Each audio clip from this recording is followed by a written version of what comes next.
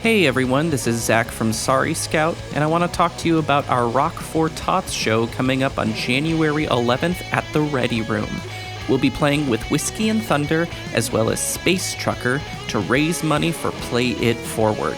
Play It Forward is a St. Louis-based program whose mission is to ensure each child in St. Louis is provided with the opportunity to discover their musical talents through musical instrument donations, contributions to local school music departments, and local promotion of youth music arts via shows and events. Tickets are on sale now and will be available at the door for $12. However, if you donate a musical instrument at the door, your admission is free. Hope to see you there.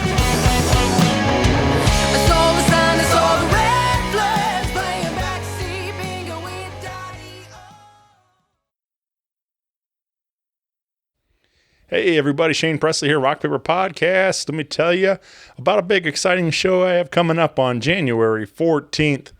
Singer-songwriter storytelling showcase, kicking off your 2020 in proper fashion. I've got Chris Kurd of the Hush List, Lisa Houdet of Le Pons, and Ethan Jones join us out there. This will be a whole lot of fun. If you haven't been out yet, this is an intimate singer-songwriter storytelling showcase in a listening room setting.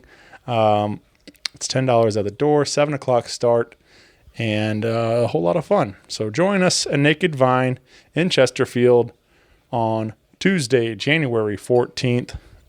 You can feel free to bring your own food and enjoy dinner and a show out there with us. If you haven't been out to Naked Vine, it's really this neat little hidden gym out there in Chesterfield. Live music Thursday through Saturday. You can swing by this week and see Les Scruff and the Billy Goat there on December 27th. And Diesel Island will be there on Saturday, December 28th. You can find everything else at nakedvine.net. Be sure to follow along on Facebook, Twitter, and Instagram as well. They've got all kinds of your favorite beer, wine, whiskey, and tequila. So swing by and visit them. Again, Chesterfield, Missouri. Also want to let you know about Roughneck Beard Company, my newest sponsor. I'm very happy to have them aboard. That's Roughneck Beard Company and American Rambler, both located in Maplewood, Missouri, right on Manchester. Swing by their shop and pick up all your beard and grooming products. I've been using their beard oil and really enjoying it. It smells great, and so you can check it out. They got all kinds of wonderful products, or you can shop online 24/7 at roughneckbeardcompany.com and enter my code RPP15 for an exclusive 15% off during your checkout. So check out Roughneck Beard Company. You can also find them on Facebook and Instagram. And I also want to say thank you to Heil Sound. I'm recording this intro today on my Heil microphone. Been loving it. And I think you will too. Visit heilsound.com today. That's about it for me, folks. I'm out of here. I just want to say thank you all for listening. Hope you are having a great day and have a wonderful new year. If you would like to reach me, you can feel free to email me at rockpaperpodcast@gmail.com. I would love to hear from you. Let me know what you're listening to. If you have any tips or suggestions or a guest you'd like to hear on the show, if you'd like a shirt or hat or anything, let me know. But enjoy this episode. Sit back, relax, and I'll talk to you soon. Thanks, everybody. A podcast is kind of like it's like a radio show that's not on the radio. It's on the internet. Does that make sense? Uh-huh. Yeah. That's also like my mom. It makes it sound more confusing, doesn't it? It sounds like this. This is Gabe from 333, and you're listening to Rock Paper Podcast, y'all. Rock Paper Podcast. This is beat paper, paper covers rock. Rock beats, scissors, Shane covers non-stop. Never know what new kind of guests that he's got coming at you. Live and direct on the spot. Could be rock, folk, country, or hip-hop, jazz. All kind of folks that he has. Could be an artist or a comedian to make you laugh on the Rock Paper Podcast. Double-decker fudge round, rolling round town. Shane coming at you live and direct from ground zero. He's your hero. He's your bestie. Rock Paper Podcast with Shane Presley.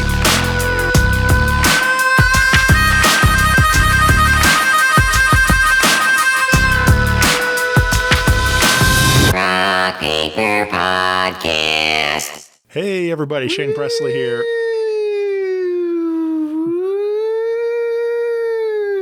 All right. Keep on rolling, baby. We got Fred Durst. Rolling. What? You started it. Sorry about that.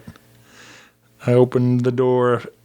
Hey, it's Shane Presley here, Rock Paper Podcast, coming to you from St. Louis, Missouri, hanging out with Gabe Stroup again. Welcome back to the show, my friend. Hi. This has been a long time, man. Yeah. There was a point in time where you may have had the most appearances on this show. I did. I was the champion for a while. Yeah, you and Drew Lance were like running neck and neck because Drew was like in every band in town. And, It's like pro wrestling, like when Shawn Michaels got hurt. exactly like He that. lost his smile, and then he left for a while, and he came back and just super kicked the fuck out of everybody's chin. Right. That's what I'm doing. Yep, he's back. The champ is back. Returning contender. Maybe not champ yet, Okay. but contender. Yep. And everybody's going to get kicked in the face. Yep. Sorry to derail you. Hey, that's what happens on this show. Yeah, I do it to you all the time. But I'm really glad to be back here with you. We've been having a great time just hanging out, catching up. We used to hang out a lot, and then we both got busy. You've been busy being dad and working all the time, and so this is really nice. Just me and you just catching up. So, but we got a brand new project we haven't really talked about on this show.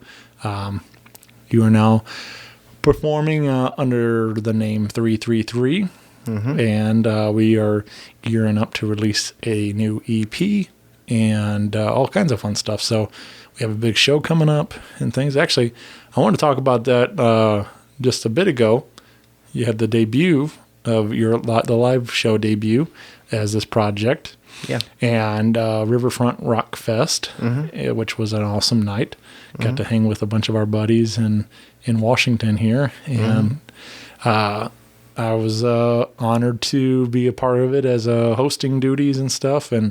But man, that was it was just overall the whole night was a great success. A lot of fun to see a bunch of friends in the house, and everybody ripped on stage. But it was, like I said, it was cool to see you doing 333 live, hearing some of these songs I've heard, but now seeing them live with the band. And you invited a couple of special guests to fill out the bill build the sound for you. Yeah. We got Tom and Yeah. You got Tom Williams, who's usually plays with Odom. You have Jordan McAllister, he's been kind of MIA for a couple of years. right. It was good to see him back. It's great to see him back.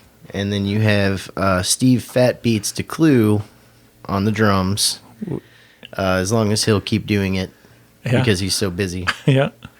But But it was cool, man. Like I said, it was interesting to hear some of these songs, like having that live arrangement and done live and stuff like so. It was really neat, man. It was Thank a you. fun night. So and especially people might have heard some of these because there's a couple leaked out there now on Facebook and YouTube and everything. you got Miracle and Starfighter that are just on Facebook and YouTube. Yeah. That's it right now. But I remember hearing Miracle for the first time, and I was like hooked, man, instantly. Like, this is one that really spoke to me. It was just, I don't know, especially the hook. Like, I felt like we all been there, and we've all we can really resonate with those lyrics. We've all been where you just need a miracle. You need something, whatever it is. And so it was cool, like I said, to hear you singing that stuff. And this is something, it's something really, like, I felt a lot more pop and a lot more, I don't know, like, it did a lot different than what people may have known you for in some of your other music. So it was interesting to hear, like, as you were coming out with this brand new project, something completely different than some of the other stuff that you've done. So you want to talk about Miracle a little bit? Yeah, sure. Thank you for everything you just said. Oh, it was really cool. Yeah. The whole thing 333 started with that song. I was in Texas or something working, and it was like 3 a.m. or some crap like that, and I happened to, like, I just woke up, and I don't know if I heard it in my head or whatever, but like that was in my head, and I grabbed my phone and just recorded like me singing the hook, and then like just making the drum beat because I just heard it. So came home, made it, and then showed it to a few people. I'm like, is this, does this not suck? And they were like, that sounds good. You should go with this. And so that's what I did. That's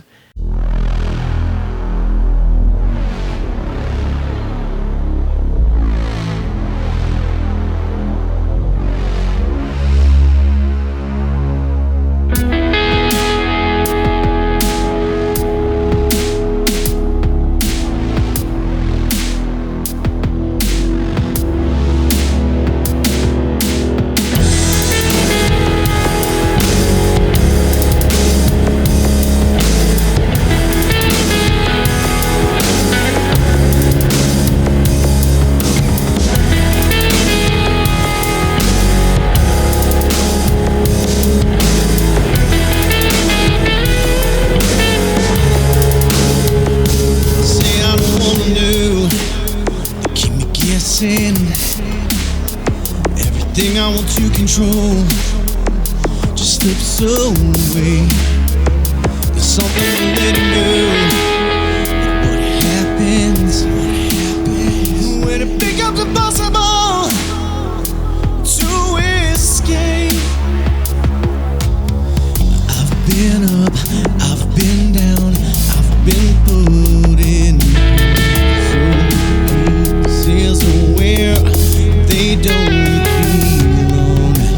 I need to walk away so I can come back running. Just let go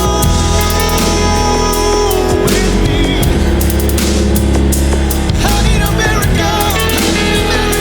Stay with me. I'm still here.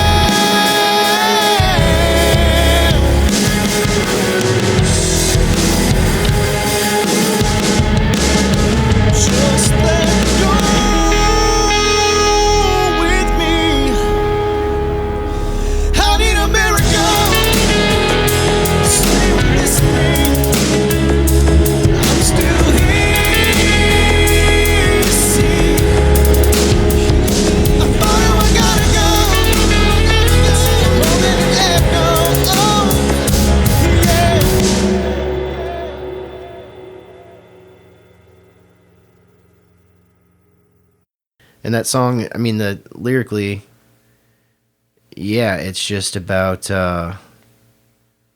just talking about, I think it comes from life in a couple different ways. Like my job at the time, I was taking on a lot. And then also musically, you know, just needing something to happen, just life in general. But what I've heard from it is just kind of the same thing as you. Like my dad and my mom don't really listen to any of my music and don't really listen to music that much, period. But the one thing that my dad said when I sent it to him, he just sent me that he was in tears. And it's not like, my dad's not an emotional crying person, but that's what kind of made me think, hey, you know, if this, you know, a 67-year-old man gets that out of this, then maybe there's something to it. So, and the whole, you know, something I've never done, and the more synth, like that's, yeah, the 333 in general is me just playing. Right. And what comes out, you know, but I definitely am on this EP experimenting, you know, more with synth and drum loops and stuff like that, mixed in with actual drums, and just kind of, like I said, it's just my playground is what this is. Right, man. Yeah. That's I'm really digging it. Like I said, that one really spoke to me, and it sounds like it spoke to your dad too. Did he mention? My parents like it. At least that's going for me. Yeah. Did he say anything in particular why he cried? Nah, that's what he said. It just moved him, huh?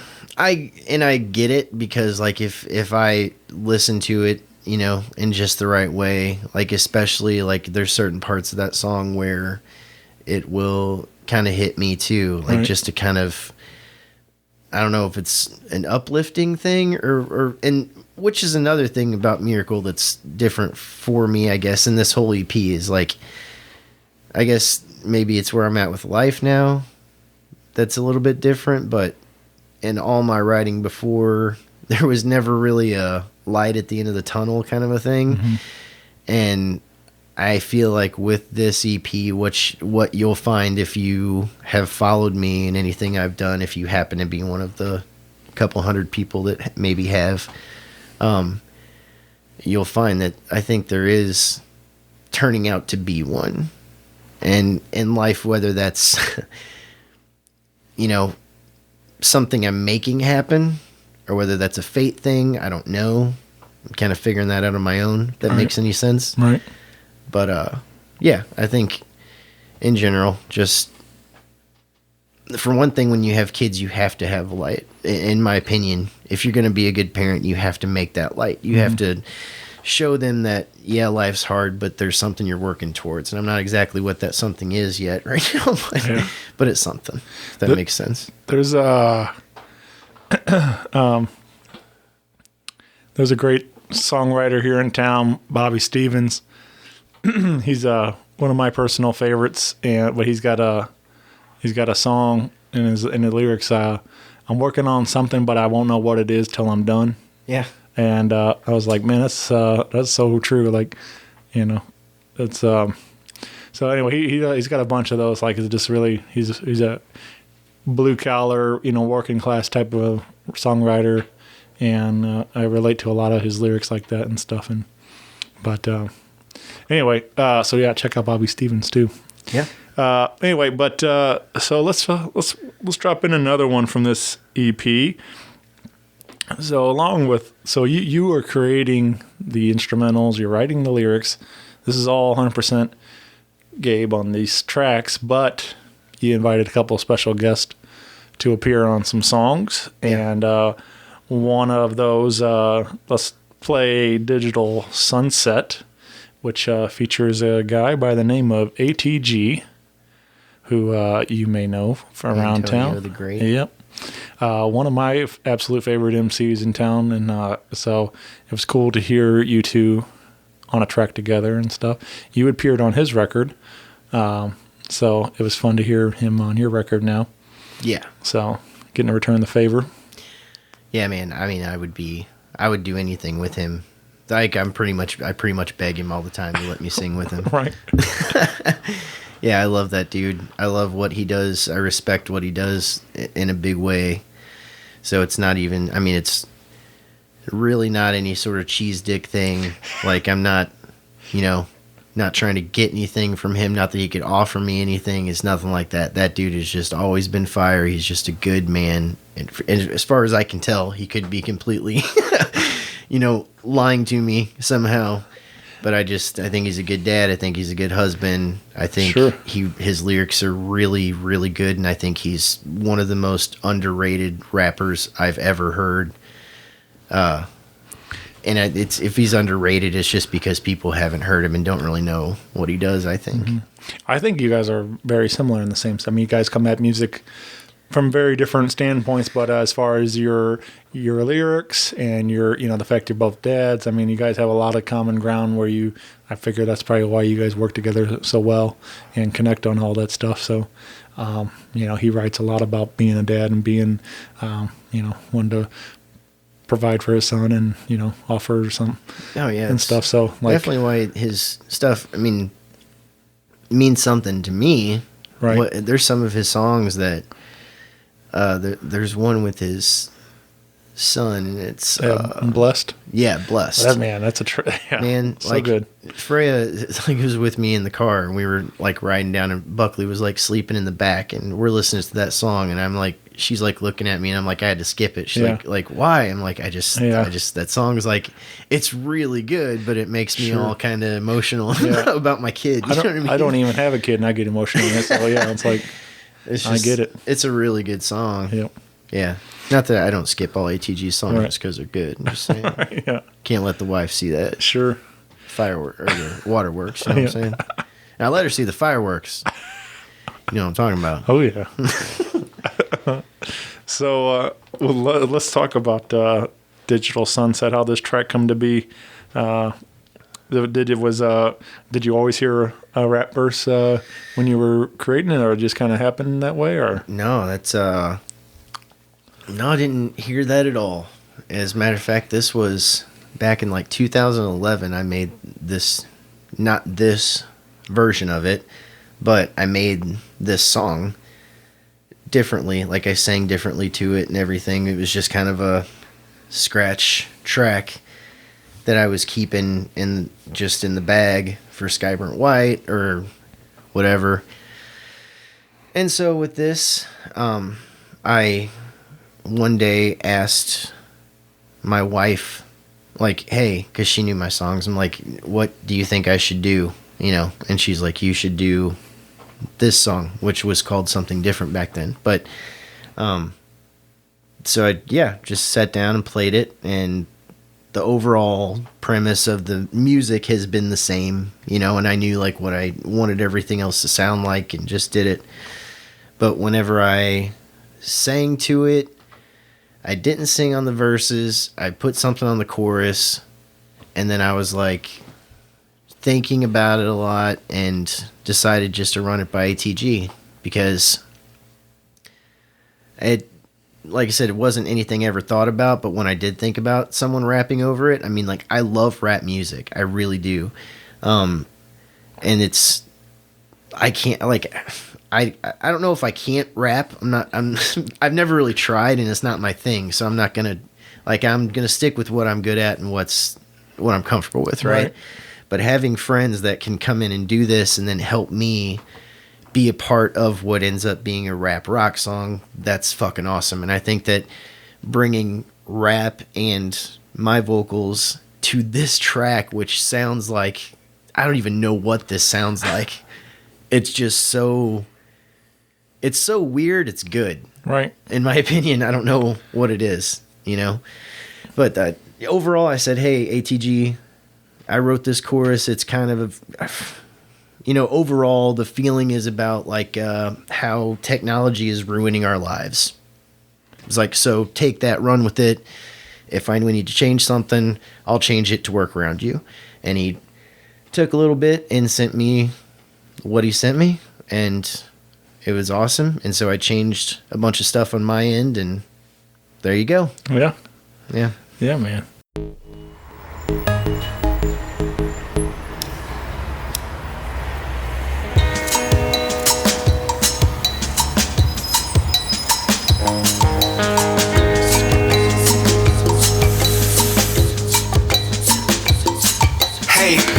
wake up, rub the crust from your eyes. Let's go for a scroll. Tell me what's on your mind. You can tell me your truths, you can tell me your lies. Motivation down low, notifications in the sky. You're inclined to socialize, and I don't really want much, just all of your precious time and attention. Yes, your precious attention. I need the trending movements, and yes, I need the resistance. Yes, I need you to profit. Yes, I need your religion. Just a few hot topics and everybody's opinion. I need you happy. Yes, yes, I need you happy. I also need you living. Don't act me. I need your spirit. Hashtag blessed. Human interaction is missing. Now let me see you dance to the beat of my algorithm. Don't miss it. Yeah, check it out. I bet you like it. How fitting that now our vices are living life through devices now. Everybody's got the wrong table, and some of us are wondering what. Too busy looking down to see the signs up in the heavens. Not a clue, it's a game. I know where you are. They know what you think. They know what you want. 'Cause they you want it. They will come when it gets dark all around you. Even when you're in the light, still be right there beside you. Save us from our sins again. Love must be easy to decide. Everybody's opinion on each other is the problem while you're sitting in your house. Well, that's me.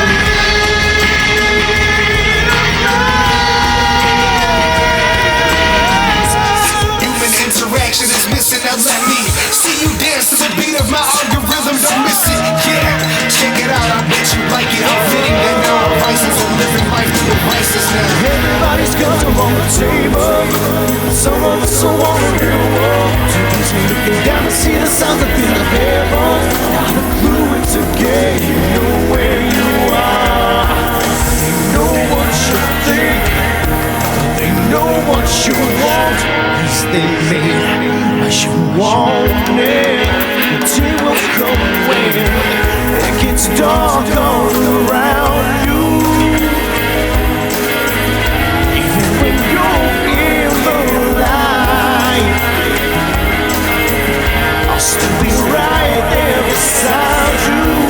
I'll save us from ourselves again. Save us from our sins. Whoa.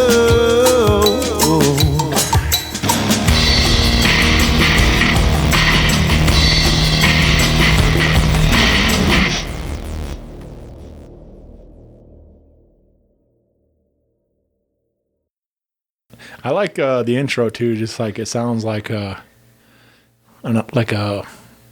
subway busking or something kind of vibe to it. Like, so I think when I hear that, like just that immediately takes me to that spot, and like I think like it could be a cool video or something like you guys like in a subway or something like that, or you know whatever it is. Like, so I don't know. It's fun when music can do that. You know, kind of immediately start painting a picture in your mind, you know, what these images might be and stuff like that. And yeah. So anyway, but that's. And I totally get what you're saying, because I totally see that.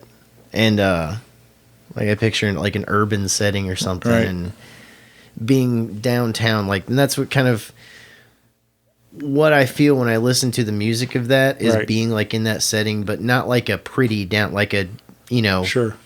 Dirty, smoggy, right? Yeah, New York City type of thing. Yeah, like right. Shit like that, and that's yep. Just being in that environment. So many people around you. That's kind of what would make sense with the technology stuff too. You know, everybody is on their phone now and everything. Yeah. You know, it's like, or you got your, you know, whatever it is. It's just everybody's so busy. It's like you don't even notice the people around you. All you're focused is on yourself and your phone and everything else. And yeah, so yeah, man, that could be cool. Maybe we'll see that someday or something. Get something going like that. Oh, for sure. But mentioning ATG, let's drop in this show plug. We do have your next live show opportunity to come see 333 Live, January 17th at the Duck Room in Blueberry Hill. And you said this is your first time playing the Duck Room? Yeah, ever. Ever. In any band. Yeah. That's I know we spent time at Cicero's up the street and stuff, but that's cool that you're finally getting to play Duck Room. I mean, that's an iconic room for sure, man. I mean, all kinds of greats have played that stage, so it's gonna be a cool night. Yeah, I agree. It's gonna be super cool to play there because I've seen bands play there, and it's a place that I respect a lot, and I think it's just historic. I mean, I think it's historic. It is historic. Right. It's just a cool venue to say, hey, I played. And with the way that my life is now and how much I'm working, I have to kind of pick and choose my punches and battles as far as the band goes and doing stuff with that. And it just turns out that this is available, and I have the right connection because of this person's a really great person that just offered to help. So, yeah, the show is going to be great. It's going to be 333, which is my solo project. You're going to have ATG, Antonio the Great. You will have Mr. Ryan Cheney, who is previously of Fivefold and Steeples. And you have Die Criminal, which is Wiley McFly Johnson. And it's going to be a great time. It's going to be all of our solo projects in one night. Yeah, I think that's a fun idea too. Like it's seeing all four of you in a very different element than a lot of people may have seen you. So it's definitely cool to see just the solo version of some of these projects and stuff. So it's a very small room. Mm-hmm. So I feel like between all of us, we have people that will want to be there. Yeah, it should be a good crowd in there. And being in such an intimate setting, and like I said, being such a privilege to play there, I feel like all of us are going to bring our best show. All right. So it would be cool. Yeah, man. So keep an eye out. I'm sure we'll have a ticket link and everything else up shortly, so keep an eye out for that information. Yeah, it's not going to be expensive. Come out, see a show in a great room. If you like Discrepancies, if you listen to Fivefold, if you listen to Skyburnt White, if you listen to For the City, and you liked those bands, right? We are the singers of all those bands. Yeah, sure. So come see us. But yeah, I know you. We were kind of talking a moment off mic. Your technically your last appearance on the show was the songwriter night we did out there at Naked Vine in Chesterfield in February with you and Ryan and Matt Hall of Inner Outlines, and so that was a really cool night, really something special, something especially like it's been years or something, right, since you had done a solo acoustic show like that. Oh, and, yeah. So hearing some of the stripped down versions of some of your favorite songs, and it was really great. So if you missed that night and you haven't you can find that on Spotify and YouTube and everything. You can pull up the audio. It's all out there and stuff, but some people may have got a sneak peek at some unreleased songs on that too, like that you've been working on. So yeah, there's a song called Paper Preacher that's on that show that's not even on this EP. That's I'm keeping in the bag. It's going to be a single of its own. It'll be later this year. Yeah, man. But it'll be worth waiting for. Yep. But that was that was such a cool night though. Like especially seeing you three. And I love the bands. I love the big loud rock shows. But there's something really special and unique about you three. Guitars, sitting on stools, and telling stories, and so I thought that was a lot of fun that night. So thanks again for doing that, man. Yeah, no problem. Thanks for having us. Yeah, it's cool. So let's talk about another one featuring a special guest, and this is a track called Magic with a young man by the name of Dubflow, who you heard also featured on this intro of this show. Yeah, so here's the thing. The guys in Discrepancies. Oh, yeah. I do too. There was a time where I went out of my way to help them with a music video. And I stayed up super late, built all the LED wall, programmed it, got their content, everything, right? And then Garrett's bitch ass repays me by stealing my Sour Patch Kids. I'm not talking like it's a tiny package. I'm talking like a gigantic package. Okay. Is this after Steve stole your lighter? No. Steve, I needed a lighter, and Steve let me borrow a lighter that fucking sucked. Because Steve sucks at being a friend too. That's why he's playing drums in this band. Yeah. Because he's making up for that. Right. All right, sorry to derail your story there. No, it's fine. Because it kind of, it ties into it. They're just, ATG's the only good person in that band. Addison, I'm sure there's something, I don't really know Zach that well, but there's something shady about him too. This look on his face when he's in those pictures. All of them. Anyway. No, so basically what I'm getting at, Garrett stole something important, to me, from me. So in return, I stole Dub Flow. Eye for an eye. Yeah. So I was like, hey, Dub, I know that Garrett's going to be mad, because he gets mad if you try to steal from them, their secrets or whatever, their secret weapons per se. But he's like, no, fuck Garrett. I'm mad at him too. And I was like, yeah, fuck Garrett. So that's, Dub Flow. So that was the name of this, originally the working title of this track. It was Fuck Garrett. Yeah. Yeah. And you guys thought maybe if we're looking to get radio play with this song, we better change it to something a little more radio friendly. Yeah. You could try. Yeah. So we came up with Magic. So I was like, dude, that's the thing. We rented a studio and me and Dub go in there and we just tear it the fuck up. Lyrics are fire and it's all about how much the rage. Have you ever seen Star Wars? Any of them? Where the dark side flows through anybody? I've seen the original 3. That's what was going on. Yeah. If we would have had lightsabers, it would have been on. You know what I'm saying? So you didn't have any lightsabers? No, not at the time. So we get done and we're like, dude, this is too angry. It's too heavy. We can't do this. So I was like, let's write a song about how I met my wife. And Dub's like, okay. So that's what we did. So it ended up being about my wife instead of that. Yeah. And this is kind of taps into a little bit like Miracle. It's something definitely a lot more pop. It's got a dance groove to it. It feels very radio friendly, current. Everything it's kind of moves into that almost, Maroon 5, Justin Timberlake. That is definitely kind of taps into some of that dance groove stuff that they kind of get into, and but it's still you guys, still it feels good. It's you sound great on it, and Dub, always kills it every time he's on the mic, and so I really enjoyed this track a lot too. So, thank you.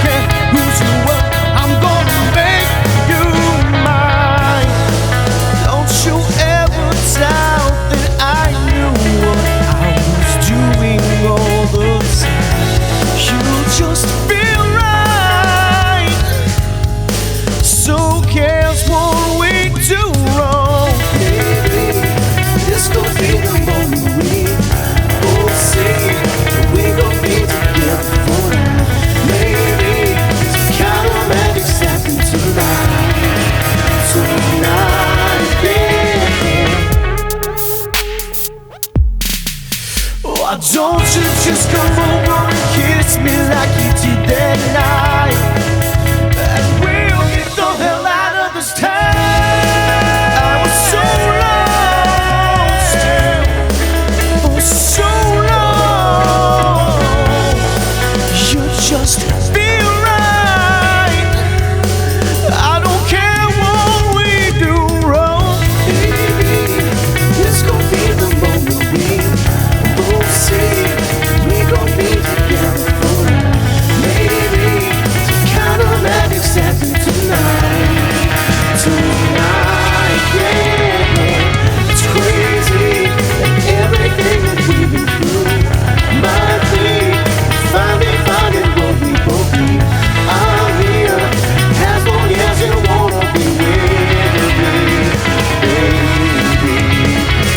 so long I felt lost. In hindsight, I'm reminded of the lines that I crossed, thinking about the wars that we waged and we fought. The fire and flames weaved in the words that we taught. We walked away thinking that make the pain hard. I licked the wound, stuff from the taste that needs salt, and it's haunting. I want you when it's taunting. Maybe a side effect to be an offspring of my mother or father who's only ever offering for each other was suffering. The love was but a false dream. I didn't want you to see that side of me, cause I never felt good enough and you were always reminding me. And now you felt was enlightening, like we were good or raving together, but that never took out the fight in me.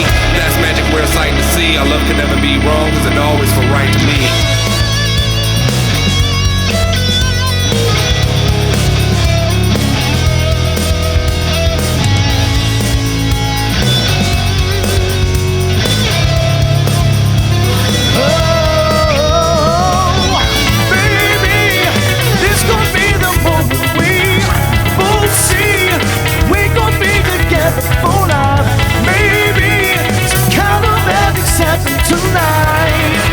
Tonight, yeah, it's crazy, everything that we've been through. Might be finally finding what we both need. I'm here as long as you wanna be with me, baby, yeah. Put the drums down and put the guitar down, everything. I was listening to it, I'm like, this is cool. Yeah. And that's like just what it was for like a week. It was just that track. And I'm like, man, I love this. This is cool. And then start writing to it. And on the chorus, I was singing normally and just doing all this stuff. And then one night I just was like, hey, what if I just sing like Justin Timberlake on this? Right. And that's what I did. So I'm like, okay, let's try this. And I harmonized it, and it ended up working. And then the bridge part, I totally the whole time was going to have someone rapping that part. I didn't know who it was exactly, but then I was thinking, I'm like, obviously Dub. I wanted to work with him for a long time. And so I got it to him and told him what I was writing about, and he laid down that bridge. And I think it's really awesome because he put a lot into it. Like the lyrics are really good, and it really ties into the overall song. And the song's in itself, to me, is about when I met my wife, because it was a time in my life where I was not looking for that, and she was not looking for me at all. And we had two completely separate lives, all this different stuff going on. And in a little bar in Herman, Missouri, that's just kind of where the magic started happening. Yeah, and that's what it's about. So, and it's really cool because, like I said before, when I would write, a lot of it was dark, a lot of it was, angry, right. I would say. And now we're getting a little bit of Happy Gabe coming up. Now it's like, yeah, I mean, I have a good wife. She's amazing. Yeah, man. She's beautiful. She takes care of us. She's great. She's about to have my second child, so yeah, in days, like hours. Literally could be right Yeah, now. right. So yeah, it's that's what that song is about, and I think it's really cool because, kind of like you said, it's different for me. And when we did play it out, you can tell, or I can tell, it just gets a different reaction from, in particular, like the female crowd and different things like that. Like, people are just kind of dancing to it. They like it, and it's cool to see. Yeah, man. So. Yeah, that was like, definitely people took notice. I thought, when that you guys played it live and stuff, so it can definitely get your attention with that groove, and it makes people want to wiggle. You the January 17th show, are you going to have the same three guys backing you? Is that going to be, or is that going to be like a rotating cast of characters, or who's available that evening, or how's that? How you planning to do that? Yes, that I actually confirmed that with him a couple weeks ago. So, as long as they want to do it, that's great. I appreciate it. The band itself is just, I said, it's way of getting everything that I want to get out there and having my own sandbox to play in. Sure. So as long as whoever's playing live with me understands that it's my thing and this is what it is, that's great. And these guys are totally doing it out of the goodness of their own heart. They're really good musicians. They're really good friends. And they're just happy to be a part of it. And I'm blessed for that, because that's dumb. That's stupid. Because they have to drive completely out of their way to go set up their gear and play, you know, or, you know, work all day. Steve works till 7 o'clock. He comes home and we play till his mom will let, you know, will let us. Right. Because he still lives at his mom's house. Yeah. I mean, she's a great lady, but. Yeah. She's a saint. Yeah. She'd probably be in a better mood if he moved the fuck out. But anyway, yeah. Yeah, man. I just wondering about that, like, because I've seen a lot of, you know, definitely a lot of various songwriters and stuff, and like sometimes they have the same lineup, but then there's also sometimes a revolving cast of characters that come in, who's ever happens to be available for the gig, and it's always fun either way. Like, it's just so. But those, definitely those are a good group of guys to have back in the sound. So yeah, you could totally see that. Yeah, you know. I mean, because it's still you, and then like you said, you can. There's potentially there's another guy that might be joining us, because if you listen to this music, there's more going on than just bass guitar and drums. There's like, we do have tracks and some songs because there's just some different stuff. Right. So there's a guy that, as long as he's free and can for sure do it, will be on keys and some percussion. That's Ernesto Dural. He's a buddy of mine. Nice. Yeah, I definitely could hear keys coming in. That'd be having somebody able to do some of that synth stuff live would be cool. So yeah, man. Well, very nice. So you can get involved socially, 333 on your Facebook, and like I said, there's the YouTube channel. You've got some lyric video stuff out there. So feel free to click subscribe there and share with all your friends and spread the good word. Like I said, keep an eye out for more information, more shows, and everything else coming up for 2020.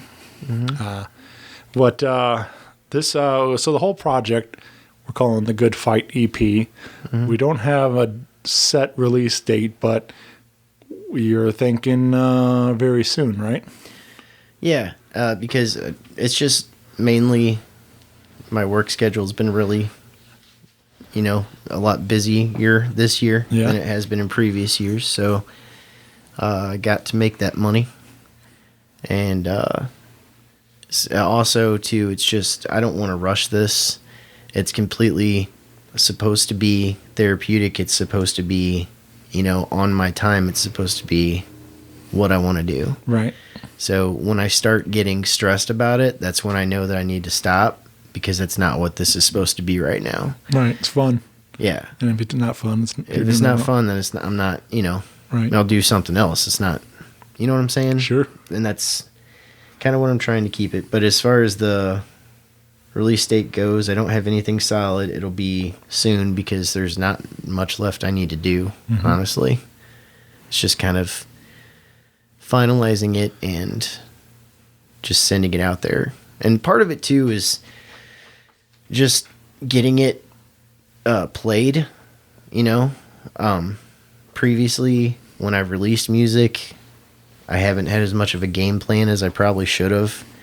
So I just want to try to get this out there to as many places that might play it as possible, and not just rely on some Facebook friends, because like, you know, we were talking about it earlier. I appreciate people, you know, that are Facebook friends of mine that like me for my music. The majority of people on Facebook and stuff like that are just my friends. So what I need help with personally is getting my stuff out there to people who just listen to music, not to people who, you know, I mean, I love the people that, don't get me wrong, I love the shares, I love stuff like that, to like your friends and things like that. But like, if you share it, you know, 95 or 99 actually % of your friends don't care. They're not the people that are listening.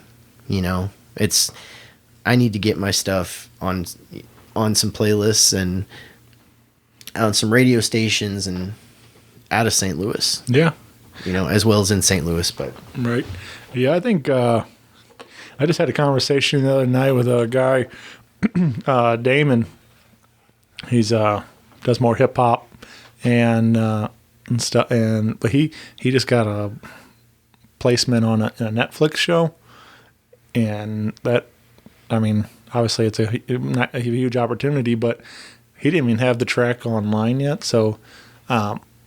And then he was like, so then it like got placed, and then he was like telling me like he was like scrambling to get it online, trying to catch up because there was already a reaction for it, and so like he got it on YouTube, and people were like, I've been looking for this song for weeks and stuff, and like kind of thing, and like they were, but something like that, like I mean, obviously, no brainer. Like if you can get on a show or in a movie or anything like that, like helps open up a whole new demographic. And I think that's like such a cool thing too. Like if you can get your music placed in a show like that, because there's something about like even just like the visuals of it, like the right song in the right part of the show, like does wonders and stuff. And like when it happens to be your song, then you got people wanting to look for it all and stuff. It just clicks all.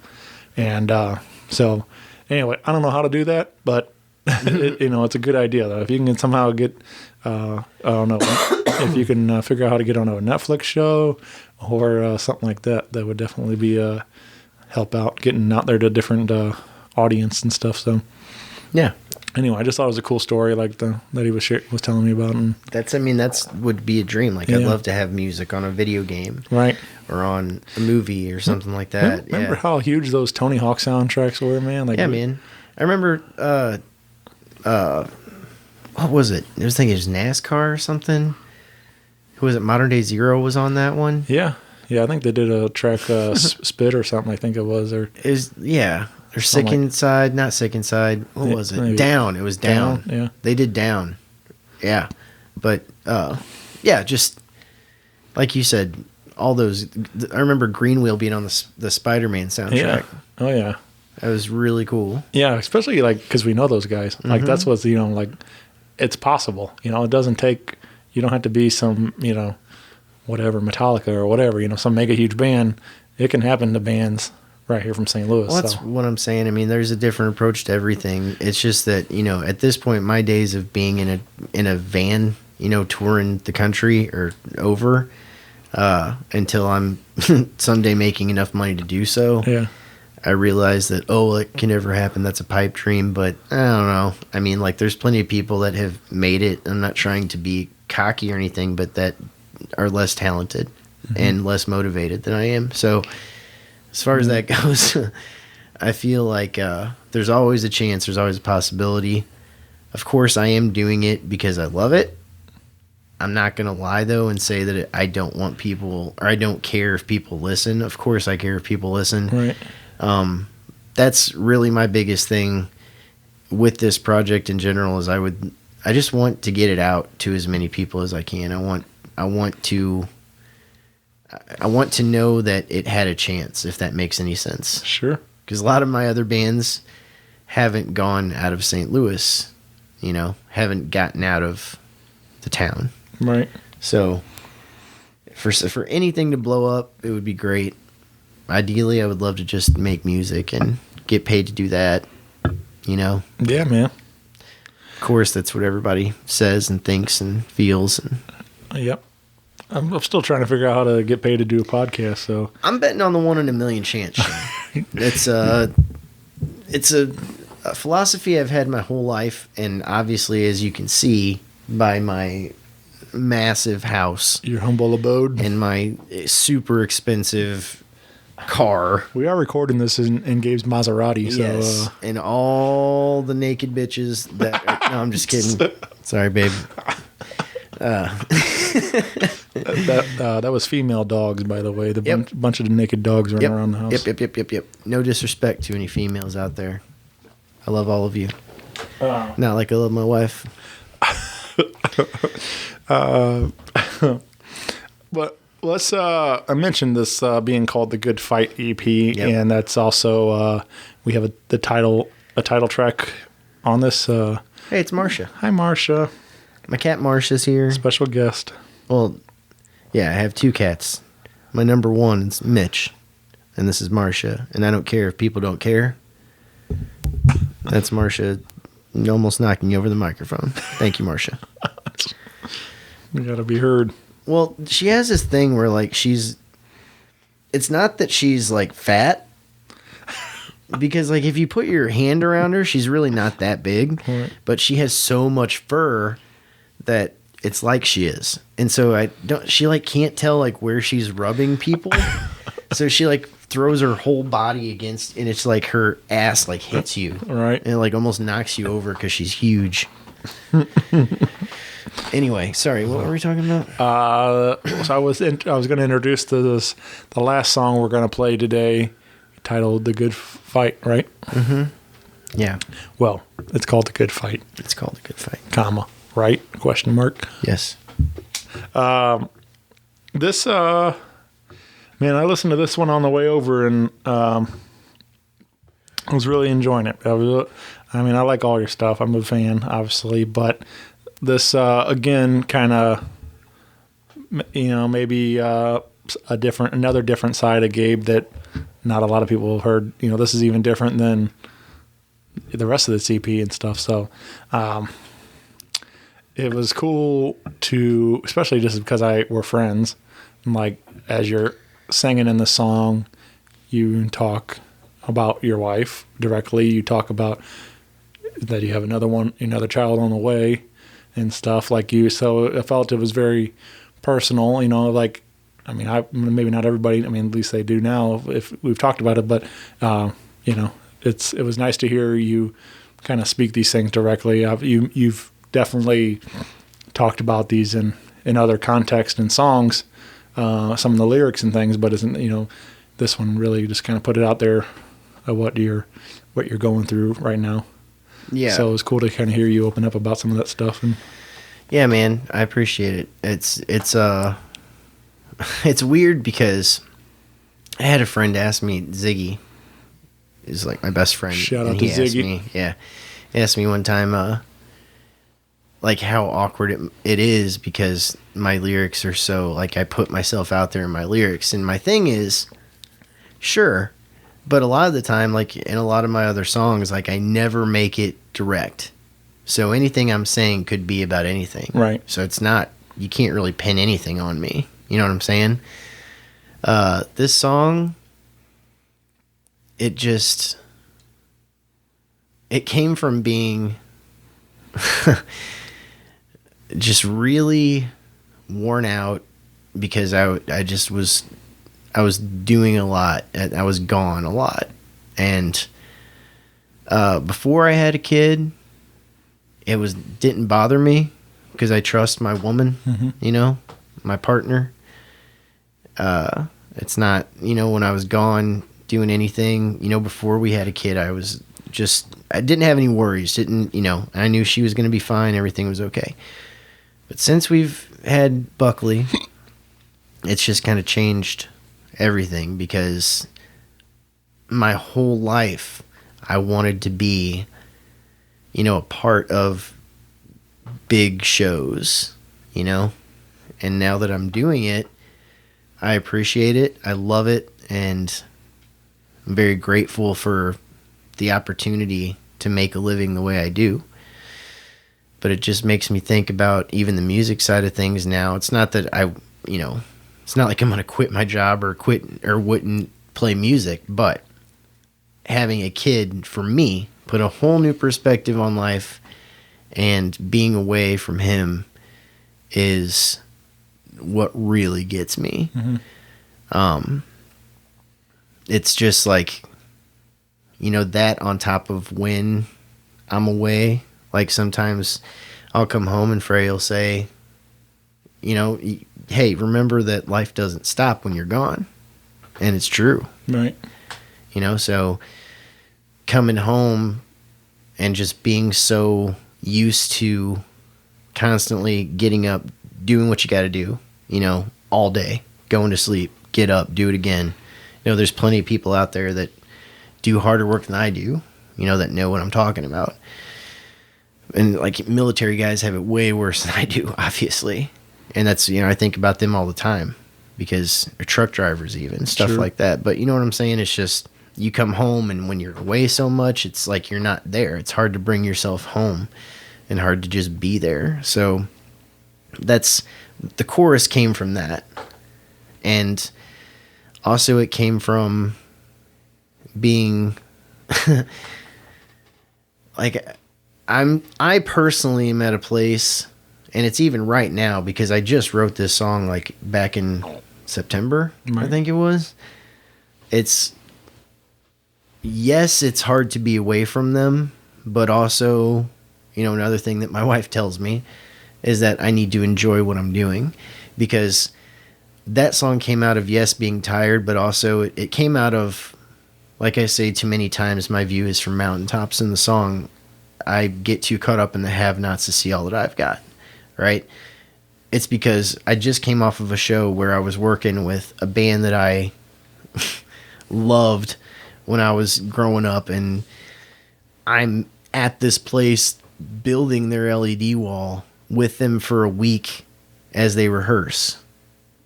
I get a personal rehearsal, multiple days, hanging out with their crew.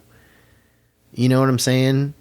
And all I did the whole time was just mope. Like, not to them, but inside, I didn't enjoy it.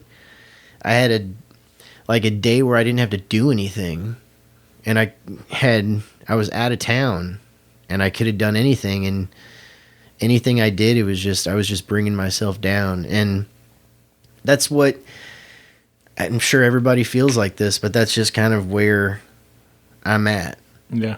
Right now, it's like you got to stay positive and try to stay grateful, you know, because no matter what's happening, like, it's not a poor me thing, but like my brother died when he was 17 and I was 7 years old. So I saw that. I mean, it's not like my life's bad. There's things about it that are hard, and there's things about it that, you know, I'm not perfect. You know, there's things I'm trying to fix just like everybody else in their life. And I'm trying to work towards where I want to be, you know, a house on a hill with a fenced in yard and a dog, you know, everything. Right. But you get what I'm saying? Sure. Yeah, man. Yeah, definitely. I mean, I think it's like, obviously that's something I think a whole lot of people can relate to. And I think that's the biggest key into being a songwriter is like you open up and you're vulnerable, and then you put it out there to somebody. And then, like, even though I don't necessarily have children or, you know, that kind of stuff where I couldn't relate to that necessarily, but there's something about that, you know, you still, everybody, whatever it is, you know, I still have my wife at home, or, you know, whatever it is that you were missing and stuff, you're still going to connect to those lyrics and can put it in your own story and stuff. So I think that's good, you know, something really special, man, where people put their own story, you know, can apply to their own story in life and stuff, and whatever they're fighting for and stuff. So it's not, I don't try to do that, you know, like I said, but every one of my other songs, like it just works out that way. You can't really say this about that, but It's cool that you say that to me, because this song is the first time that I'm like, this is about this. Right. Like, you know, and you're still like, you get your own thing out of it. Yeah. That's really cool to me. Yeah, man. You know? Yep. So check that out.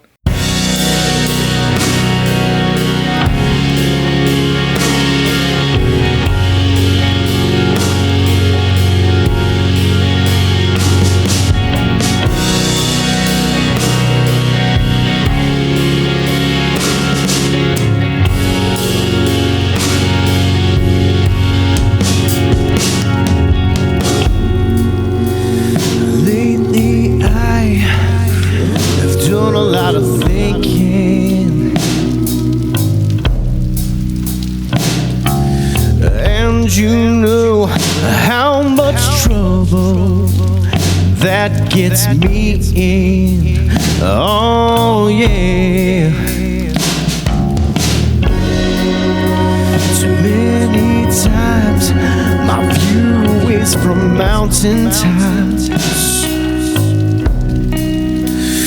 but I get too caught up in the have-nots to see all that I've got.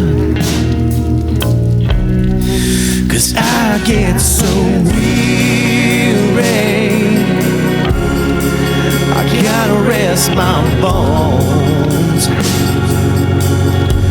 I've been working so hard now, I forgot where is home. All that I need you to know is I will fight on. I'm not gonna stop. Oh God, till you say I'm done. I got me a son now, one more on the way. A woman I don't deserve, that loves me anyway. Oh, and I can't describe how it feels to hold them in my arms. I never felt like a good man before, but I'm trying. I'll always fight for them.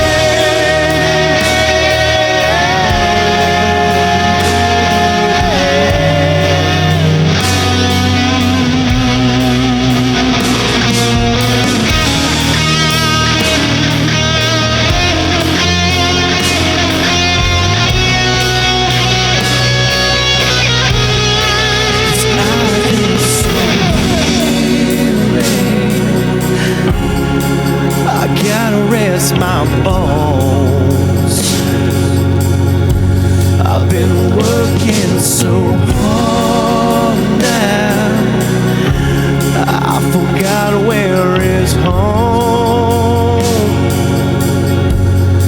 But all that I need you to know is I will fight on. I'm not gonna stop. Oh God, till you say I'm done.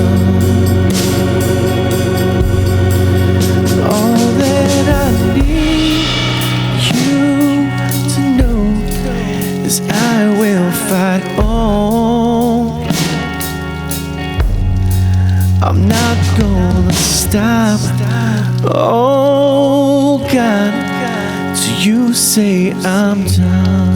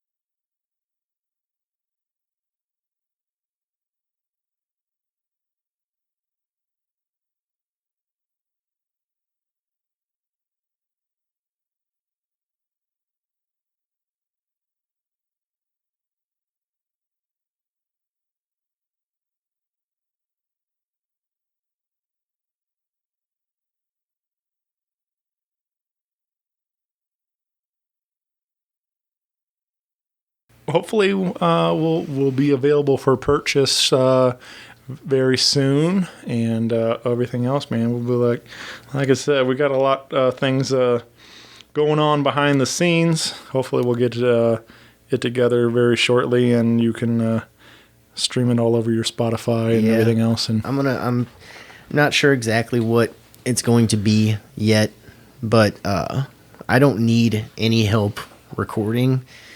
I don't need, I'm not knocking anybody that starts a GoFundMe or anything like that. That's super cool that fans do that. I'm just saying I don't need money for any of that stuff.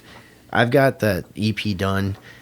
One thing that I'm thinking about doing is just like some sort of pre-sale thing. Like you'll get a couple extra songs and some extra content that I have for you. Mm-hmm. But, maybe like a physical copy. Yeah. But other than that, it's just, yeah. I think that stuff's fun too. Like, I mean, I like it all. Like, I'm a fan. I'm a super fan of all these guys. I love seeing everybody have their different approach to how they'd like to, whether it's, you mentioned like a GoFundMe or any Kickstarters or anything like, and I like doing that because you get a cool experience, like being a part of the album with people. Sometimes you get an exclusive merch, like you're saying, like if a pre-sale type of thing. But then I've seen guys like, also, I just saw a thing the other day, like my buddy Scrub and Ace Ha. They did like they have like an exclusive USB flash drive, and it looks like a sneaker, which I think they have a song about sneakers, so it makes sense, and it's fun. But on it, they have like all the music and like exclusive video and stuff, and like a lot more content. So if you purchase the physical thing, you get more kind of exclusive stuff like you're talking about. So there's nice, it's fun to have those like perks, to like along the way, you're going to get something completely different than just buying it outright on the iTunes or whatever, stuff like that. So maybe I should have a 333 lightsaber. Yeah, now we're talking, man. Right? Yep. So if we can make that happen, I think that'll I'd probably get sued somehow. Yeah, dude, don't worry. George Lucas doesn't listen to the show. I already asked him, so I think we're okay. It would be cool though. Yeah, let's make it happen. If you know any lightsaber companies, you call them saber lights. There you go. Totally different. So. And it could be like SABRE. Like how like everybody always makes those, the sound effects, of them, like, and that's, it's like, it could be like, it could be the organ sound that I have on The Good Fight. Yeah, there you go. I always laugh, like, there's that great Vanilla Ice quote when he's like talking about, Ice Ice Baby and the Queen Under Pressure. How he's like, theirs goes da na na na na na na, ours goes da na na na na na na. So if you just do the noise backwards or something, totally different, man. So I agree. You're cleared under copyright. We can make them meow. There you go. They can be meow sticks. Let's get an audio sample of Mitch and Marshall. Yeah. Yep. Yeah, there we go, man. Good idea. That's genius. Mm-hmm.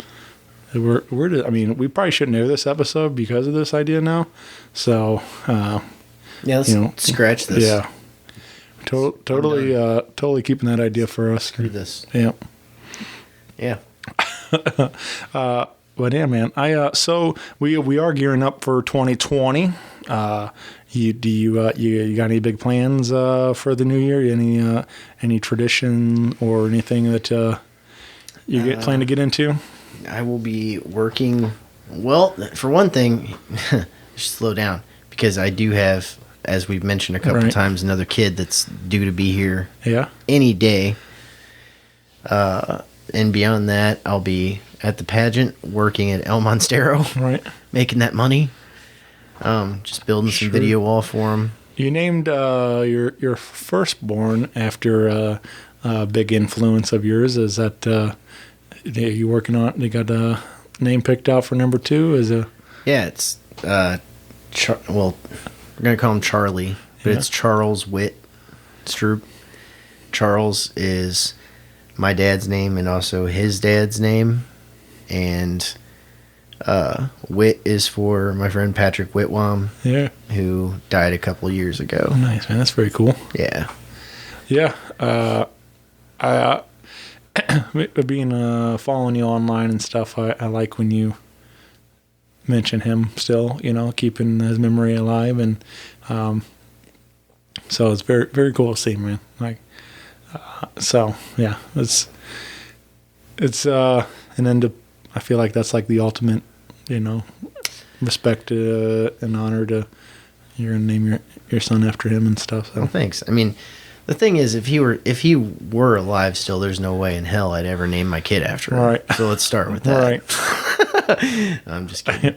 Yeah, Pat was a great guy. He Yeah. was one of my best friends, and I think like I said at his funeral, because a ton of people were there. It's like a lot of people could say that because he just was so personable and spent time with, like, when you spent time with Pat, he spent time with you, and he cared about you, and no matter what was going on in his life, he was concerned about you and making you feel good and making you feel better.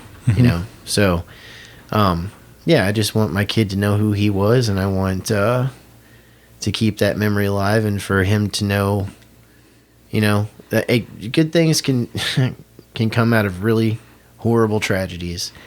And the fact is that he was a really good man. He was a good friend. And that's what I want my son to know. And, Yeah. I I mean, I believe in that full-heartedly. That's a lot of what I'm trying to do. I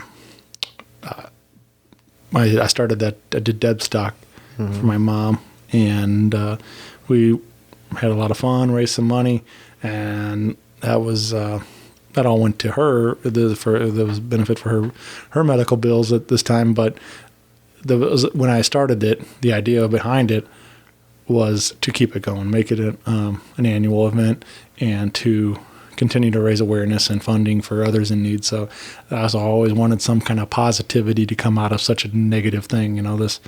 This cancer is awful, and ultimately took her life now, and it was horrible thing to go through, but hopefully if we can somehow brighten somebody else's day at the end of it, then I call that a win, so hopefully we can do some good with that. But I agree, man, like if we hopefully the light will shine through. Yeah, I mean, cancer is an awful thing. Yep. I mean, losing someone is just an awful thing in general. Life is weird because one day you're here and one day you're not. And it's like when you're the person that's left, like even my wife lost her best friend too around the same year that Pat died. Right. And whether it's your friend, your parent, your sibling, whoever it is, if you're connected to that person, it's just so weird. Yeah. It's so strange that life just is done like that, and you can't talk to that person again or call that person again. And yeah. Yeah, man. Yep. I don't know, I've told the story on here a bunch, but that's a lot of why I live my life the way I do. Like trying to go to concerts all the time and do fun stuff as much as I can. Get to do the podcast as much as I can, so I can get to hang with my buddies and actually have a conversation like this, and not just through Facebook or text messages or whatever. Like, but in high school, he was a football coach at first. I stepped away from football, also, but stayed involved in like the track. And by the time I worked with him in track, but I also really, when I first got to really know him as a person, he was my health teacher at the time, my sophomore year, and his name was Scott Swafford, and him and his wife lived by this like 5 and 5, live this 5 like your last 5. Whatever that 5 minutes, 5 hours, whatever that means to you. We'll just live in life in the moment and take every day, make the best every day the best you can and stuff. So, anyway, he told us all this like on a Friday night. Like he's got they live like that, but like a Friday night, I remember, or afternoon, and he was like telling us that like, if people offer you Cardinal tickets or something, like take the opportunity to go have fun. Don't worry about the homework. Like you can turn it in later. that kind of thing. It was just about living life. And he ended up having a massive heart attack and passed away that weekend and never came back. And and that's what it really drove his message home, made us realize, like, none of us know when our time is up. I mean, they've been living that way, but, like, just like it goes to show, like, you just never know when your time's up and you're gone. And so it's something that really resonated with me, and, like, ever since then I've been trying to do that as best I can. And, like, but I mean, nothing's guaranteed. Nobody's promised tomorrow. So no, I'm not. I mean, I'm no life coach by any stretch of the imagination at all. Yeah. But yeah, seeing my brother die when I was young, he was 17, I was 7. I mean, I thought when I was 17, I felt old. Yeah. And I made a lot of stupid decisions for a lot of my life because of that. And I just felt like it wouldn't go, there's no way I'm going to make it to 30. Like everybody says that, so angsty, right? But it's just, like I said, seeing that, that's kind of why I live my life the way I do. Because, yeah, and like you were mentioning friends and just different things happening. It's like you can go to the gym every single day. You can, make all the money in the world. You can not do anything and sit at home and have no job and no life and just be whatever. You can do all of these things, and the one thing that ties kings together with, the lowest peasant on the planet is the fact that death comes for everybody. It comes whether you're ready for it or not, it's just going to happen.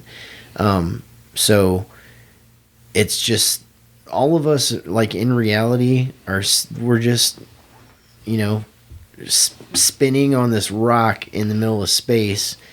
Not even the middle. We don't even know where we are. Right. It's called space. That's what, seriously. Just because there's nothing there, right, that we can see. Not to get into all that. But aliens, y'all.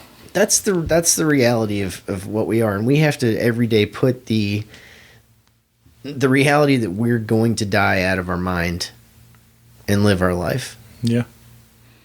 But it, like I said, it comes for everybody, and it sucks. Right. It's weird. And I'm sorry about your mother. Yeah, thanks, man. Yeah, messed up. But some of this conversation, space included and things, I feel like we had a little bit of a conversation going before we pressed record, and you talked about maybe wanting to get into a podcasting format, possibly. So yeah. Is that I know you're passionate, but you're very passionate about your music, but you also enjoy talking about other paranormal and aliens and space and all other kinds of different things. And I'm guessing some of that topics might come out on the podcast, possibly, if some what other different things maybe. Yeah, so now you're holding me to it, because now it's going to be. Hey, man, that's why I did it. Put it on the record, and then call you out if you don't do it. Yeah, so me and my friend Troy, who I'm also calling out now, Troy Rowland. Yep. We were talking today, actually, at lunch, and it's something I've mentioned to you for years. Because that's what I'm saying. If you're going to kind of keep talking about it, do it. Well, I love what you do. And there's been times I'll be like, Shane, you should interview this person. You should do this. And it'll be like, oh, it's not really that's not my niche. You should you should do it yourself, or you should, you know what I mean? Yeah. And not to be you weren't being a dick. You were just saying, I don't really do that, but hey, you should try it. And I get a lot of that. I mean, you're not the only one. People and I'm just like, I don't know. I get people pitching me ideas, even strangers email me like, hey, I'd like to come on your show and talk about my book. And I'm like, it's not really what I do. It's not really, I don't have, if it's something I'm interested in, it'd be different, but it's hard for me to get excited about something I'm not interested in. So it's hard, I'm not going to do you any favors trying to phone it in or something, whatever it is, it's just that's why I say, if it's just not for me, it's one thing that I really like about you is like I go from amiable to mad as fuck. Like that's my range. Right? But I stay amiable like for a very long time in my opinion. Some people might say different, but in my opinion and with a lot of people like I'm very nice, but there's a point I'm just like, bruh, right? You were just nice, but then like you're also nice being like a dick. Like I love it because there are things like, and I've been friends with you for years, and I've seen you do stuff like this. You just be like, nope. Yeah. And some people will get like upset at you and like mad, and you're like, you're not mad at them. You're just like, nope. Sure. Peace. Yeah. Yep. I wish I was better at that. Right. I don't know. That's the way I am, man. Like, but I feel like that's why I feel like, just I wouldn't be doing anybody any favors by covering some of those topics. It's just not, so. I don't know. Like my thing is now I need to figure out what to call it. Cause like we were talking earlier, I've like been in like 15 different bands. Right. Number one. But, yeah, overall, I want that podcast to be about a bunch of different things. Right. And more so just me and Troy kind of spitballing. Yeah. And just seeing what happens. And if nobody listens to it, then okay. Right.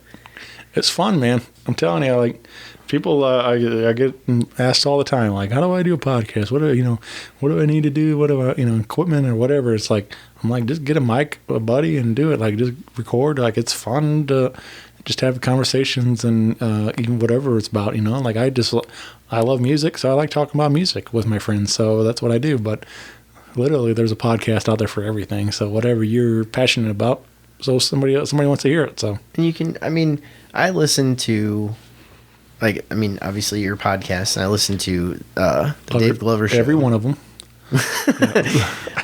That's what I listen to, that stuff, and then every once in a while I listen to Joe Rogan. And there's like different video game podcasts I'll listen to because I'm a dork and stuff like that. But yeah, it's just really cool, and like I said, I don't know if I'm good at it or not. I might suck at it, but I feel like putting together something, just going off what I have gotten from everybody I've like I do with music. Yeah. I might be able to come up with something cool. I saw a great thing on Facebook the other day. It said, it was like a quote on a sign or something. It said, don't be afraid to suck at something new.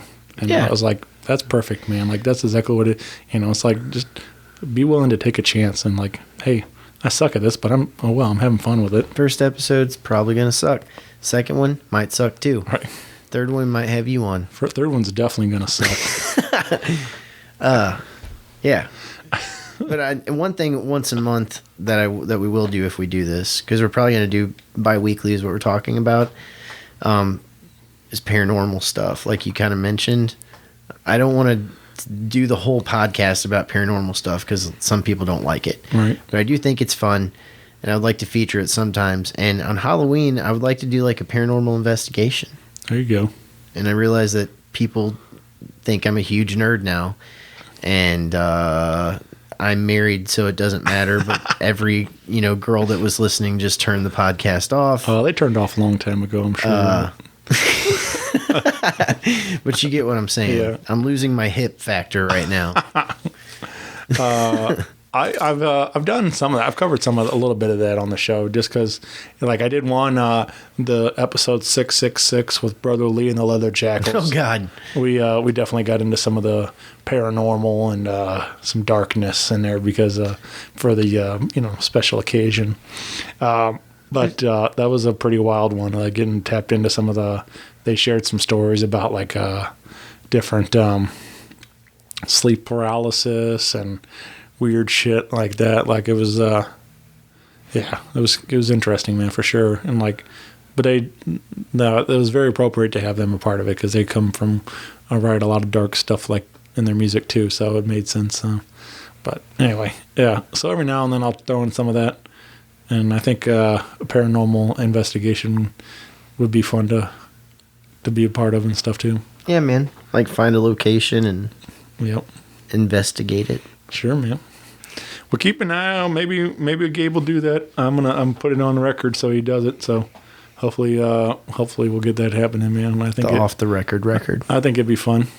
You mentioned having a bunch of different names, and I don't know if we've ever really discussed the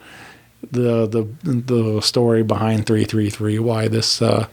What's the significance of the numbers and everything? Because I know you have your meaning, and then I noticed like Joe Burrow just got tattooed, means something to him too, and so I didn't know if there was if you guys have similar stories or if something mean completely different things to either of you. And with me, it's a number that I've seen for years. Like I just see it all the time, and I'm not like super into numerology or anything like that at all. I'm not trying to be like all cryptic. Yeah. It is what it is. I see that number all the time, and whether it be because, you just notice it because you brained it. I don't care. It's like I still see it. Like when you buy a blue car and you see all blue cars kind of thing. Yeah, I guess so. But I mean, like, even so, when I was deciding what to call it, I had texted my friend Ziggy. It was like, should I call this 333? And I text him. In the background of the picture, the clock said 333 on it. I didn't notice that. It wasn't actually 333. Like, that clock was about 17 minutes fast because I'm a fucking psycho. And I set my clock 17 minutes fast. So it's just one of those things. Like, I sent it, and it was like, and Ziggy's like, I think you just answered your question. Right. And that was after, like I said, years of just always seeing that number, and I never really thought about it much. And then I was just, hey, tie it into this music. Why not? Because I'm not knocking anybody. Like, I think Ryan Cheney sounds great. It's a great name.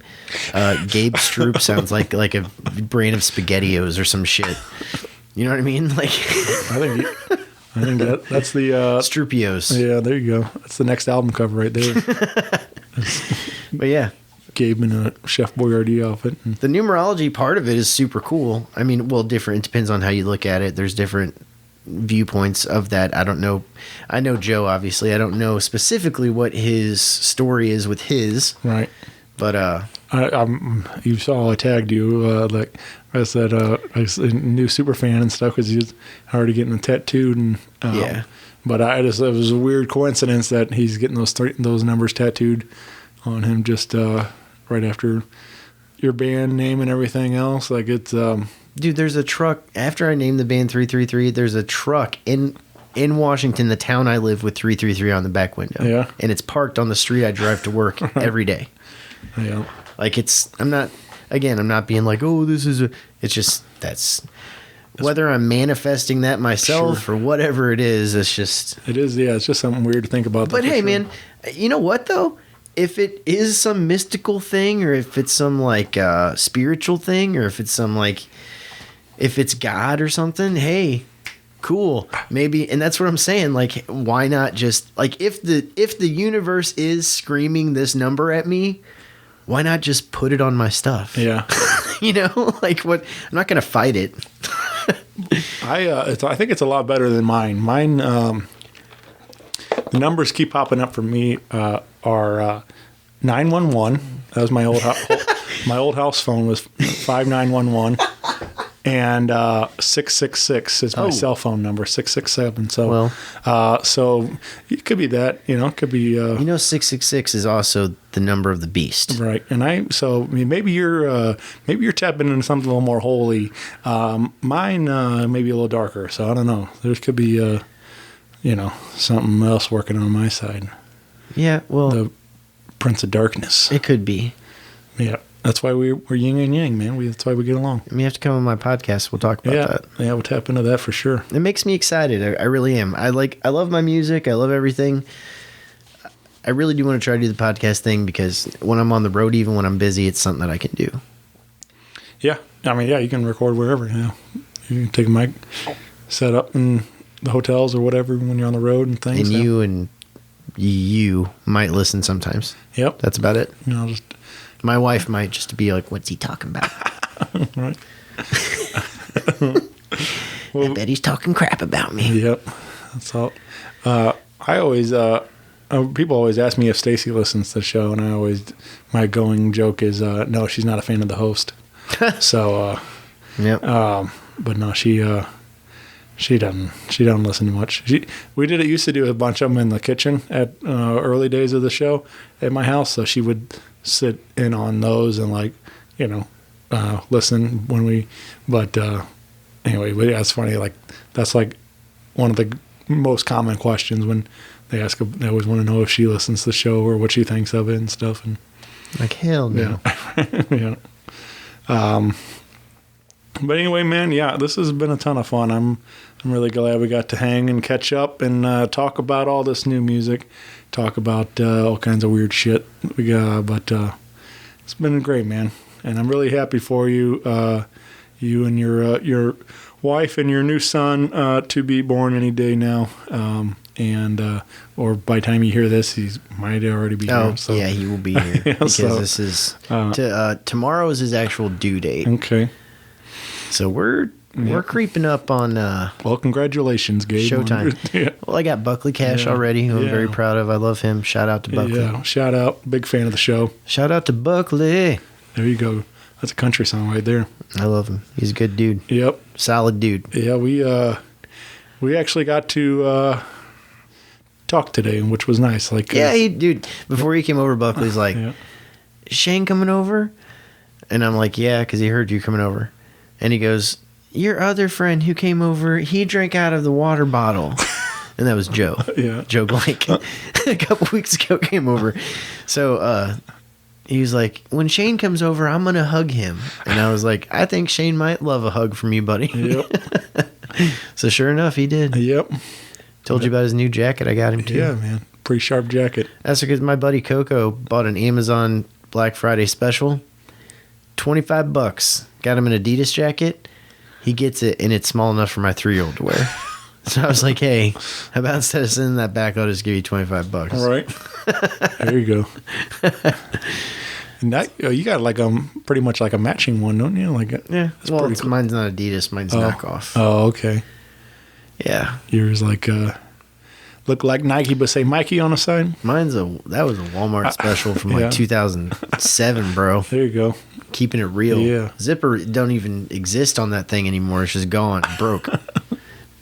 So, well, that was cool, man. Like, cause again, it's been a while since I've been over here. So, like when last time I really got to hang with him, he was just a little bitty guy. So it was fun to get back over here and get to actually hang with him and talk to him. So yeah, Buckley's cool. Yep. So hopefully he'll hear this and enjoy us talking about him. Yeah. And another thing I want to mention for the people that might care, I have been in other projects before. Skyburnt White is one that I've not called it quits on, anything like that. I'm still friends with those guys.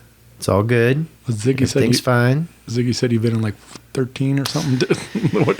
Yeah. But what I want everybody to know is that, and what I told the guys is that this is something I want to give a fair shake. 333 is something different. This is my thing. Skyburnt White kind of took a break because it was not their fault. It's not my fault. It's kind of just how life works. We all got super busy, right, and just haven't had time. So, and those guys are all doing other projects too. Yep, those guys are doing other stuff. So it's no bad blood. We're all still friends. Everybody's cool. It's just that I have made the decision to do this, by myself. Yeah, so that's what it is. Yeah, man. But yeah, I think it'd be fun though to. Obviously, there's a lot of people that really love those songs, the Skyburn White songs that you guys had. So there's few. Yeah, so at least 2. Listen on Spotify if you like it. Yeah, man. Got like 20 followers right now. There you go. You get those numbers up. Yeah, but that like I said, it would be fun to tap into some of that again. Bring get the band back together and do even if you did like a review show or something, like do where 333 opens for Skybrant White or something like that or whatever. Like, there's songs that we left on the table that we still need to record. Right. So, and I mean, me and like Jake are far, it's nothing against other guys. I mean, Dill and even Mario, I mean, we're super cool, but like me and Jake for sure have music to write still. It's just, you know, like I said, taking the time to do this. When I get more time and when it works out, we will do some more stuff as long as they're down. And last time I talked to them, they were. So. Yeah. I mean, Tool took like 8 years to make a new record. So we're no Tool. Yeah. I mean, we're tools. A couple of us anyway. Me included. Yeah, but that, you know, sometimes projects take a break. And man, yeah, and it's like I said, it's not anything against the guys at all. Like why this has been a break. I mean, I miss those guys. I miss my friends. Miss everybody. It's just that, like you said, they have jobs. They have work, and my work in particular picked up a lot.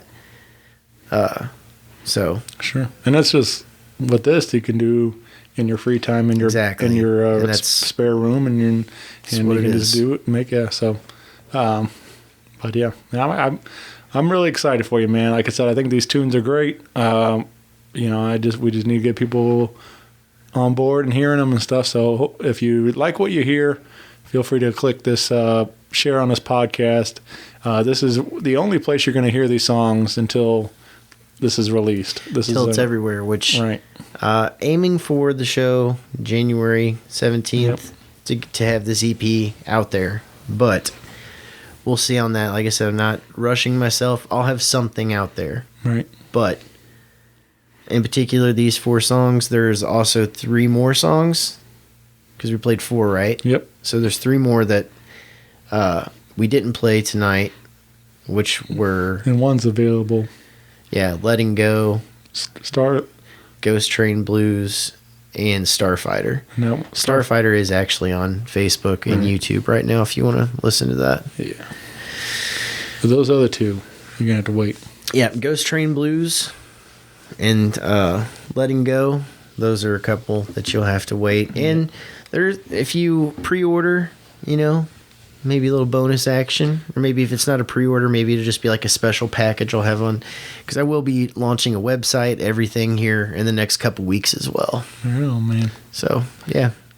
The big thing for me, please, if you listen to this, I don't care if it's 5 people. Please play my stuff.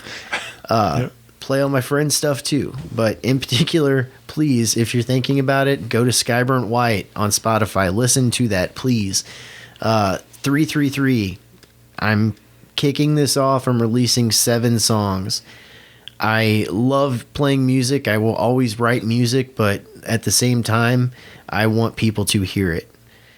Can't help anybody. That's really what I'm aiming to do with it if nobody listens to it. So please listen to it. Please share it with your friends that listen to music. Please share it in groups that listen to music. You know, the biggest thing for me, obviously I need money to do more stuff. That's great. I'm not begging for money so much as I'm just begging you to listen to what I put out there. If you help me get it out there, then that means as much to me as you giving me $1. Right. You know, I'm not saying don't give me $1. I'm saying give me like 20. Yep. Or 25 or 100. Or just give me back my damn Sour Patch. Or kids. Oh, yeah. Garrett. Fucking weakling. All right, buddy. Well, I say we do it again real soon, man. This is fun. Yeah. So, all right. I'm out of here. With the place, by the way, I could lit the candles for you. Yeah, dude. That's why I'm naked. That's why I took my pants off. There's was like candles are lit and everything. Just trying to set the mood. I don't think I said it enough earlier, for real, since we're signing off here. Big thank you to Steve DeClue and Steve's mom for letting 333 practice in her basement. Yeah. Big thank you to Jordan McAllister for playing bass in 333 live. Tom Williams, big ups to Dubs. He's my man. Yeah, man. He's a great dude for playing guitar live with me. But overall, I just want to say, fuck Corey Smith. hey, if you learned anything on this podcast, that is one message that we can all get behind. Fuck Corey Smith. Peace. Yep. Bye, everybody. Rock Paper Podcast. Rock Paper Podcast. Rock Paper Podcast. Rock Paper Podcast. Well, yeah, that was it.